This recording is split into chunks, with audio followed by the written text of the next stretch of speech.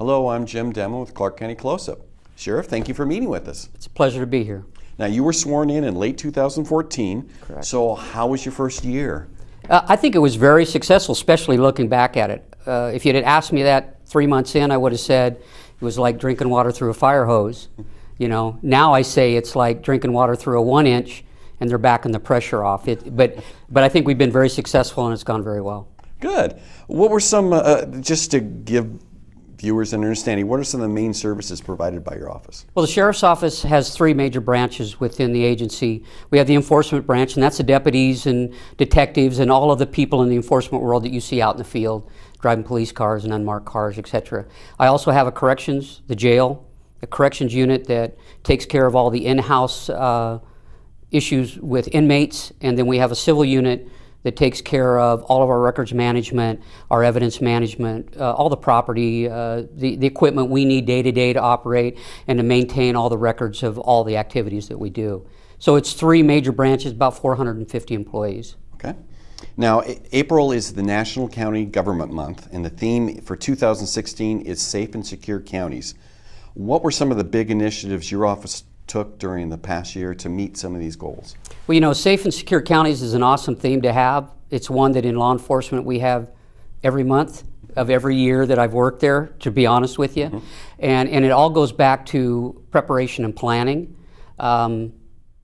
Within our agency, and this year we saw some shootings, active shooters in schools and different places that really had a concern for us, and we needed to go back and we designated a number of training days that normally would have been for other things to go over the new protocols on how to properly respond in active shooters, train the entire agency in full simulation training to get their mind back into this can happen at any time, any day, in any jurisdiction. And so we've been really looking at getting the troops on the street that'll be the first responders ready and able to have their training kick in and respond in the way that they should, as one of the major things that we've done.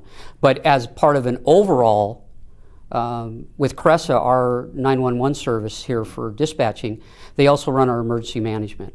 And for years we've always had continuous training in incident command system, how we respond to disasters and major issues, the protocols that we have, and every deputy in the agency, every manager, right up to myself, have different levels of training that we've gone through in preparation for events that can start small and only be 2 people big, but still use the incident command system and can grow to 100 people if that's what it takes. And there's a structure that makes that work systematically that hopefully you don't forget anything.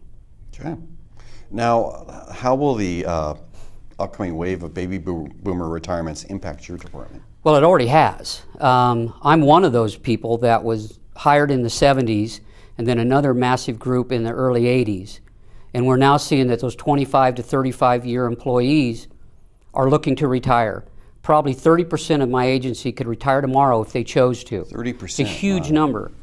However, in a more realistic world, when we came in as the new administration and settled 3 contracts that were sitting there that had been not completed for almost a 3-year period, we came in, we settled them.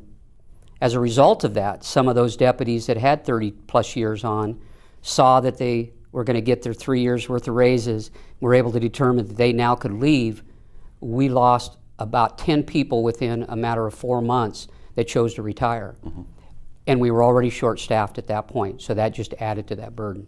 And I see that happening year to year to year for a while as we work through the process of trying to keep those numbers up. And it's not like you can just go out and hire a deputy in 10 days. How long does it take to hire and then train a deputy and get them ready for the road? In a really good scenario, 12 months. It can go longer to 16 months. And a lot of that has to do with the way our system ran. We were still doing some of our background, some of our evaluations all in what I want to call the U.S. Postal Service and mailing things. And in today's world, we just couldn't do that. One of the things we implemented right away was an entirely new process that we use for doing our backgrounds. And when we hire people, you have your application process, and then you have your personal statement process, and then you go to a background process and interviews. And in each one of those, we find that we lose up to 50% of the applicants that we're talking to in those phases. So out of 100 good people that look good coming in, you may only find 2 or 3 that you ever end up with at the end. And then the process problem there is every other agency in the state is in a hiring mode, including Oregon. And they're competing for the same bodies. And we're all competing for the same spots in the training academy that we must get them into within 6 months. The reality is now our wait period is up to 10 months. So if I don't hire those that I can hire and bring them in and find work for them to do until we can get them into the academy, I lose them to other people. So what I did is I also went to the Civil Service Commission and said we need a different stream in hiring. We've always had the ability to do lateral hires, which can be quicker because they're experienced. But we hadn't utilized that in many years, so we reactivated that. We also have our new hire list. But internally, we have a reserve unit, and we have county employees that have already been through the background, been vetted, showed their character, their ability to work, that I said, why can't we move them in-house with some preference, just like we do for military, and maybe make those people available to us quicker. And so we were able to work that through. We now have 4 avenues that I can hire: the laterals, the new hires. I can take any county employee that wants to move from one branch to another and move them without them having to go outside and compete with all the new applicants. They still do all the same testing and have to meet all the same requirements, but they only compete amongst themselves internally. And then the reserves, since they're not employees, they're volunteers, but they receive all their training through us. I can hire from the reserve program as well, and they compete against other reserves. Okay. So we have 4 options now. And so if the academy calls me tomorrow and says, hey, we have an opening, I can take that body that is next in line out of corrections that wants to come to enforcement and send them to the academy, and now I just need to backfill the corrections unit. And was this, there was a recent press release about plans to speed up the hiring of deputies. Was this part of that? This is part of that. We went to a completely electronic background process. And we did it in such a way that all the managers can go in and we can pull up and look at the 50 applicants that have checked off Clark County as where they want to go to work.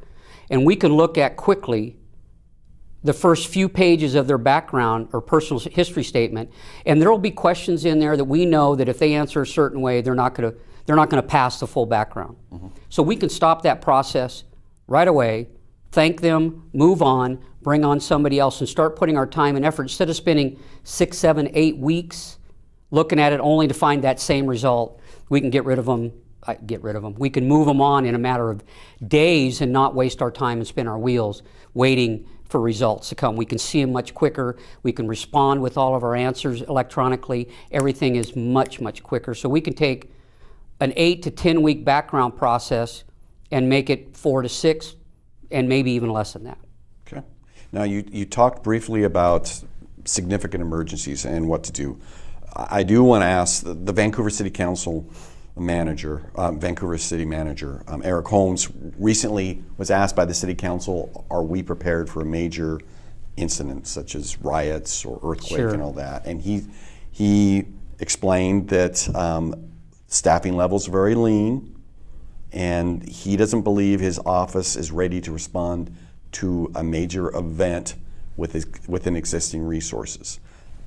How do you respond to that with the county? Is the county prepared? And if not, what options are available? What I can say there is we are even leaner than what the City of Vancouver is.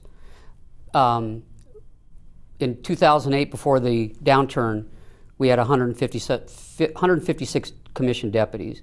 We went down to 130. We lost over 50 employees. We've only earned 8 of those back. So we're 16 behind our base number, and we're 16 below those that have left, retired, quit, etc. In the meantime, all these people have moved Exactly, in here. exactly. So the population has grown.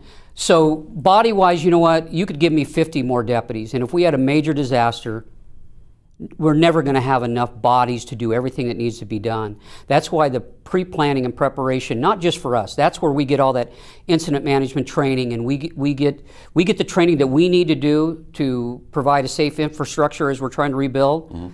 But we also train through citizens emergency response teams, the CERT teams. We try to get the message out to the community. There's things that you need to be able to do for you and your family for like 3 days in a major disaster, a major earthquake, before the police are ever going to be able to get to you and help you with some of those things. You know, our job is to build the ingress, egress, get the water systems running, make sure people are safe, but we can't get to everything and everywhere. So those people that aren't critically injured, that don't need the immediate assistance, need to be able to supply provisions for themselves for, you know, 72 hours or so till we can get there and help make them whole. And so, yeah, so 72 hours.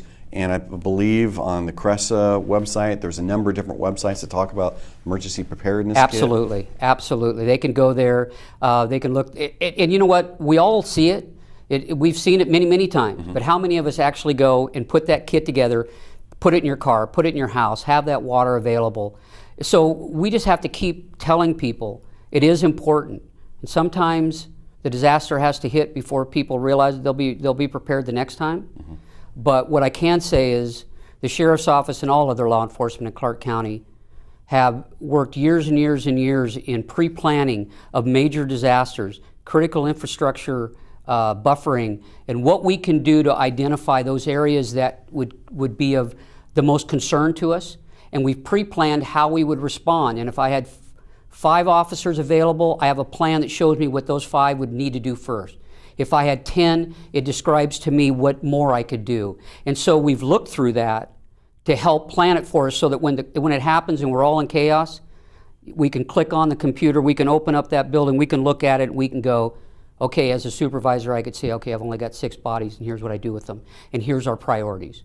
And then we can work backwards from that as the more resources come in. And really, the same plan should apply for home people. Know who to contact, what you're going to do, who you call, what the safe zone is. So all those things be thought out is helpful. Exactly. I mean, neighborhood associations and stuff do all of this on a smaller scale for the neighborhood crime issues, but they can also be working on phone contact lists to make sure and check on themselves, be able to use a phone tree to check on the neighbors, know the elderly in their community, the people that need that special assistance. They help themselves better than we can help them. We bring a different resource to them when the time comes, but we all are responsible for our own public safety. And we need to do our part, Chuck as, you know, the sheriff and as a deputy sheriff, but also as Chuck in his community and in his neighborhood, helping his neighbors be prepared as well. Okay. Is there anything else you'd like to share with viewers? You know, it's been an awesome ride so far. I was on the job 35 years and retired, came back refreshed. You know, I can only thank the community and the people that trusted me to do this job. I hope that I'm meeting their expectations. We're surely giving it a shot and doing the best we can to provide the best public safety that we can, and we'll continue to do so.